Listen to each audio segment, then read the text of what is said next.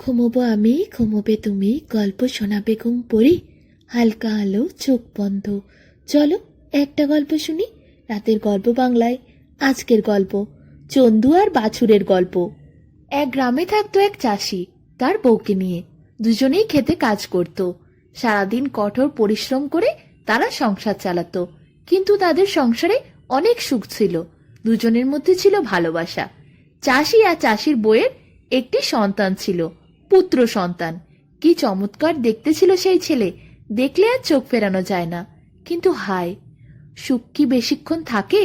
তাদের জীবনে হঠাৎ দুঃখ নেমে এলো। চাষির বউ মারা গেল। বউয়ের অভাব চাষি খুব বেশি অনুভব করতে লাগলো। একা একা সে কিভাবে থাকবে, কিভাবে চাষবাস করবে, গৃহস্থলীর কাজ, আবার ওই কচি বাচ্চাটাকেও দেখা। অনেক ভেবে শেষ পর্যন্ত চাষি ঠিক করলো, তার জন্য না হোক, বাচ্চাটার জন্য একটা মা দরকার। তাই সে আবার বিয়ে করলো। সেই বউকে সে সংসারে সেরকম কাজ করতে দিত না, শুধু বলতো ছেলেটির দেখাশোনাটা তুমি ভালো করে করবে। বিয়ের পর সে নতুন বউকে বলল, দেখো, আমার সংসারে সুবিধে অসুবিধে নিয়ে তোমাকে বিশেষ কিছু ভাবতে হবে না। তুমি শুধু ঘর সংসারের কাজগুলো ভালো করে করবে, আর আমার ছেলেটাকে ভালো করে দেখে শুনে রাখবে, নিজের পেটের ছেলের মতো করে যত্ন নেবে। বাস, এতটুকু করলেই হবে। বউটি বলল, ঠিক আছে গো, ঠিক আছে, ছেলেটির দেখাশোনা করব, লক্ষ্য রাখবো যাতে সবসময় সে আনন্দে থাকে। বউয়ের কথায় চাষি অনেক শান্তি পেল। তাকে নিয়ে আর বিশেষ চিন্তা ভাবনা চাষির রইল না। এরপর দিন কেটে যায়, মাস কেটে যায়। ছেলেটি একটু বড় হয়ে হাঁটতে শিখেছে। চাষি কিন্তু নিজের কাজ নিয়ে খুবই ব্যস্ত হয়ে পড়ে। চাষির তখন আর ছেলের দিকে নজর দেওয়ার অত সময় ছিল না। সৎ মায়ের পর সৎ মায়েরই রূপ নেয়। ছেলেটিকে সে সবসময় কষ্ট দিতে থাকে। চাষি যখন ঘরে থাকতো তখন সে ছেলেটির অনেক যত্ন নিত, কিন্তু যখনই চাষি বাইরে চলে যেত কাজের জন্য, ছোট্ট ছেলেটির সঙ্গে তার সৎমা অনেক দুর্ব্যবহার করত, অনেক বকাবকি করত, শুধুতেই মারধর করত। একদম চোখের বালি হয়ে গেল ওই ছোট্ট ছেলেটি। ছেলেটি তো সৎমা বলে কিছু বুঝতো না, সে শুধু কান্না করত আর ভাবতো, আমার মা শুধুতেই আমায় এত বকে মারে কেন। এইভাবে চরম কষ্টে ছেলেটি আস্তে আস্তে বড় হয়ে যায়। কয়েক বছর পর ছেলেটি যখন নিজের বুদ্ধি হয়, চাষি তার নাম দেয় চন্দু। চাষি যখন খেতে চাষ করে, চন্দু তখন বাড়ি থেকে খাবার নিয়ে যায়। তাছাড়া ঘরেরও বিভিন্ন কাজকর্ম চন্দু করত। গরুর কাজ, গরুকে চড়াতে নিয়ে যাওয়া, খাওয়ানো, স্নান করানো সবই করে দিত চন্দু। একসময় চাষির বউয়ের একটি মেয়ে হলো। সেই মেয়েটিকে নিয়ে চাষির বউ খুবই ব্যস্ত থাকতো। চন্দুর দিকে আর ঘুরেও তাকাতো না, তাকে ঠিক করে ভাতও খেতে দিত না, তাকে কোনো রকমে একটা রুটি ছুঁড়ে দিত রাত্রিবেলা। এইভাবে চন্দুর জীবনে আরো অন্ধকার নেমে আসে। চন্দুর বাবা মানে ওই চাষি চেয়েও অনেক ব্যস্ত থাকতো খেতে, তাই সময় পেত না বাড়িতে বেশি বসে থাকার, দেখতেও পেত না চন্দু ঠিক করে খেতে পায় কি পায় না। চন্দুর দিনের পর দিন খিদে বাড়তে থাকে, না খেয়ে খেয়ে সে কষ্ট পেতে থাকে। কিন্তু কথায় আছে না, যার কেউ নেই তার ঈশ্বর আছে। ওই চাষির গরুটা একটা হঠাৎ ফুটফুটে বাচ্চার জন্ম দিল। কি চমৎকার বাছুর! বাছুরটা হওয়ার পর গরুটাকে আর বাছুরটাকে চড়াতে নিয়ে যেত চন্দু। তারপর কাছে একটা গাছ ছিল, মাঠের মধ্যে সেই গাছের তলায় শরীর এলিয়ে চুপ করে শুয়ে থাকতো। খিদের জ্বালায় ছটফট করত, দাঁড়াতে পারতো না বলে সে বসে থাকতো, শুয়ে পড়তো। এইভাবে দিন কাটাতো। একদিন হয়েছে কি, বাছুরটা দূর থেকে চন্দুর চোখে জল দেখতে পেয়ে ঘাস চেবানো বন্ধ করে তার কাছে এসে দাঁড়ালো। জিজ্ঞাসা করলো, কি ব্যাপার চন্দু, তুমি কাঁদছো কেন? কি হয়েছে আমায় বলো। চন্দু তখন কান্না বন্ধ করে হঠাৎ বাছুরটার মুখের দিকে তাকালো। বলল, তুমি কথা বলতে কি করে পারো? তুমি তো গরুর বাচ্চা। বাছুর কোনোদিন কথা বলে নাকি? তখন বাছুর বলল, সে পারে কথা বলতে। চন্দু তো তা শুনে অনেক অবাক হয়ে গেল। এরপর বাছুর বলল, তাড়াতাড়ি চন্দু যেন তার দুঃখের কথা বলে। চন্দু বলল, আমার দুঃখের কথা শুনে আর কি করবে ভাই, দেখছো তো আমি তোমাদের নিয়ে চড়াতে আসি, লক্ষ্য রাখি কোথায় ভালো ঘাস আছে। আমি সবসময় চাই তোমরা ভরপেট যেন খেতে পাও, কারণ আমি ভরপেট খেতে পাই না। আমি জানি খিদের জ্বালা কি, আমার খিদে মেটে না। ছোট থেকে আমার মা ঠিক করে খেতে দেয় না, দিন রাত আমি খিদেই ছটফট করি, কত কষ্ট পাই। তাই খিদের জ্বালায় আমি দাঁড়িয়েও থাকতে পারি না। কখনো বসে থাকি, কখনো বা শুয়ে পড়ি। একে তো খিদের জ্বালা, তার উপর বিনা কারণে ধমক খায়, মারধরও করে তো মা, জানো না? শুনে তখন চন্দুর ওই ছোট্ট বাছুরটি বলল, মন খারাপ করো না, তুমি আমাদের দেখাশোনা করেছো, যথেষ্ট যত্ন করেছো, আমি তোমাকে উপোস করে থাকতে দেব না। এখন আমি লক্ষ্য রাখবো যাতে তুমি যথেষ্ট পরিমাণ খেতে পাও। যাও, একটা বড় কলা পাতা নিয়ে এসো। কলা পাতা নিয়ে এসে কি হবে? চন্দু বলল। চন্দুর কথায় বাছুরটি বলল, তুমি ওটা নিয়ে এসো আর আমাদের মুখের সামনে রাখো।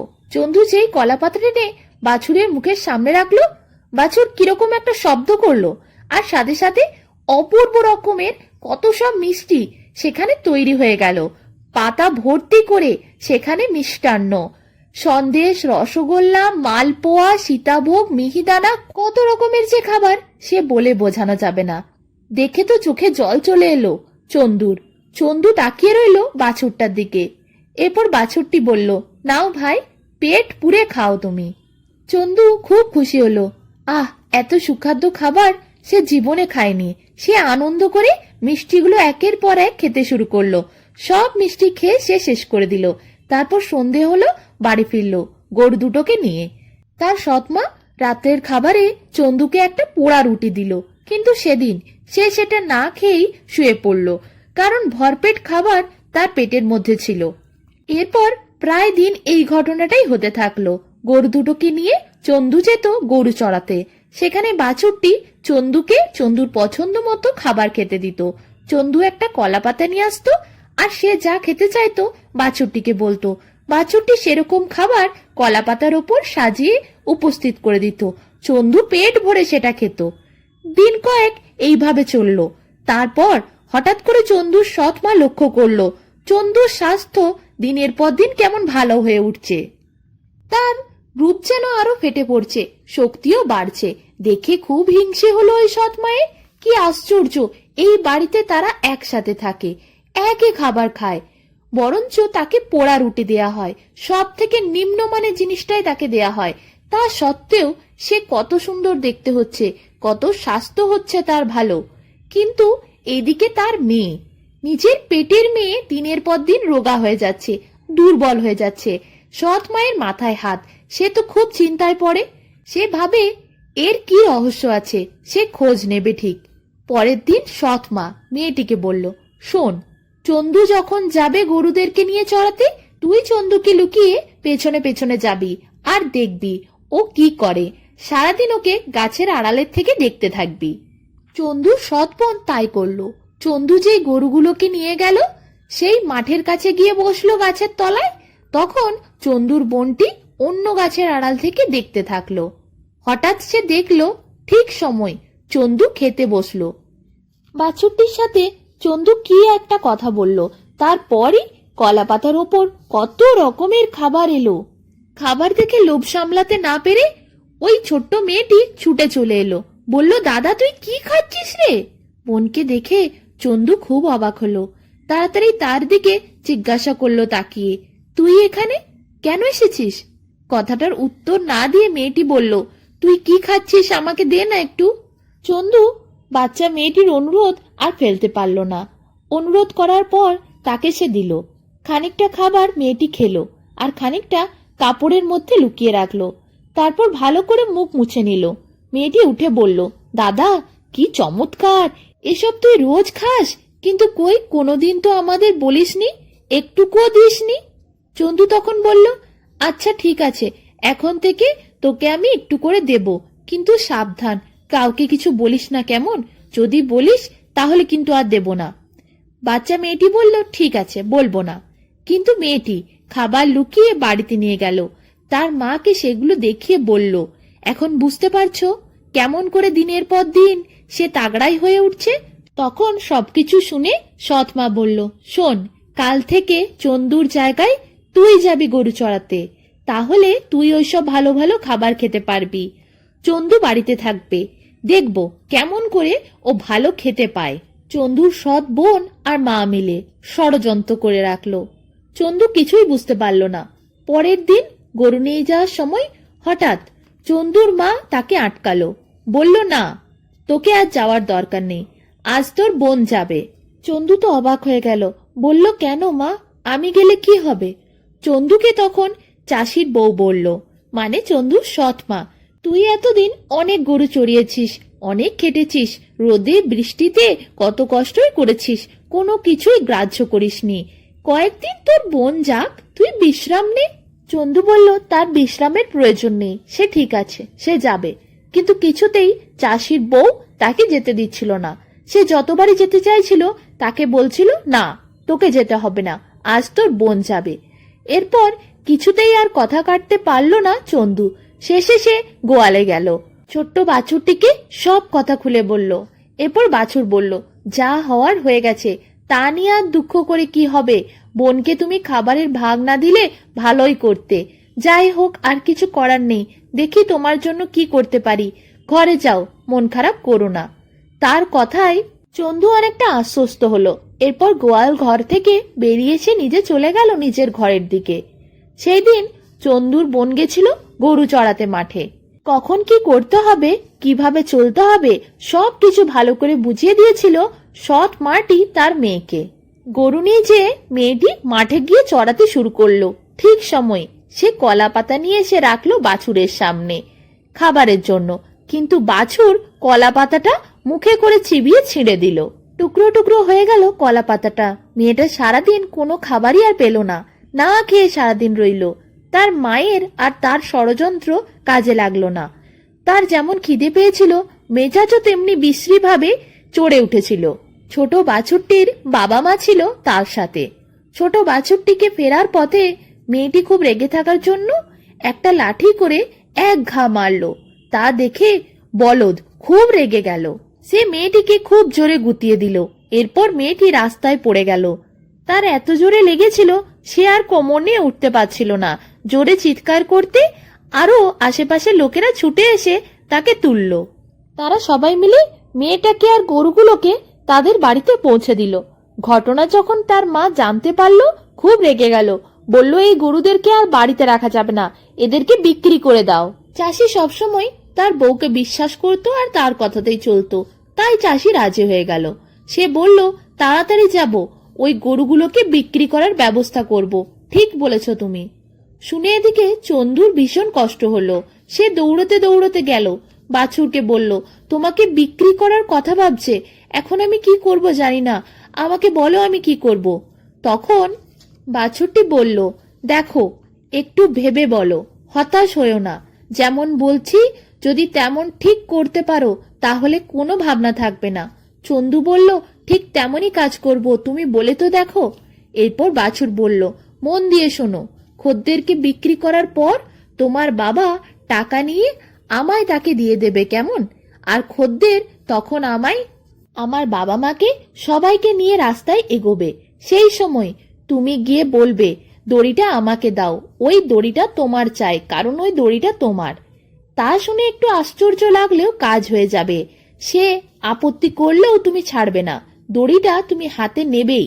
তাকে যে কোনো প্রকারে দড়ি খোলা করাবে, আর সেই দড়ি তুমি হাতে নিয়ে নেবে। সঙ্গে সঙ্গে খুব জোরে আওয়াজ করবে, ঠিক সেই মুহূর্তেই তুমি আমার পিঠে লাফিয়ে উঠবে। ব্যাস, আমরা তিনজনে সেখান থেকে ছুটে পালিয়ে যাব। চন্দু এরপর বাছুরের কথায় অনেক আশ্বস্ত হলো। সে গেল তার বাবার সাথে বিক্রি করার জন্য গরুগুলোকে। ভালো করে স্নান খাওয়া দাওয়া করে তারা চলে গেল হাটে। খদ্দেরের গরুগুলো দেখে খুব পছন্দ হলো। তারপর সে যথাসময় গরুগুলোকে নিয়ে পথ ধরল। তখন চন্দু তার বাবাকে বলল, তুমি চলো বাবা, আমি তোমার পিছু পিছু যাচ্ছি। চন্দু তখন তার বাবাকে ছেড়ে দিয়ে আলাদা হাঁটতে শুরু করলো।